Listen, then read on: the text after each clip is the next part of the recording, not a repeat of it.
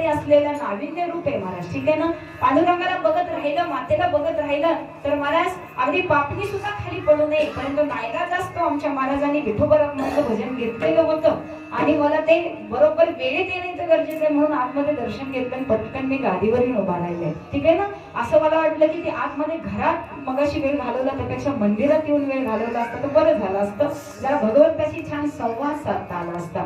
खूप सुंदर मूर्ती आहे आणि ही ज्यांच्या कृपा आशीर्वादानं ज्यांच्या मार्गदर्शनाखाली हा सुंदर सोहळा आणि एवढ्या वर्षांनी इतके वर्ष झाले हे कुटुंब ही सेवा करत आहे ते आमचे परमपूज्य आदरणीय अगदी गुरुवर्य ठिकाणी असणारे आमचे बाळकृष्ण महाराज आणि ते सुद्धा आज इथं समोर बसले हे माझं परम भाग्य समजते महाराज. का कारण मी आज सेवेला निवडलेला अभंग मुद्दाम आज माझ्या देवावरती मला जास्त बोलता येईल आणि आम्हाला देव कुठं शोधायचे ना याची तरी किमान एक तरी वाट आम्हाला या अभंगामध्ये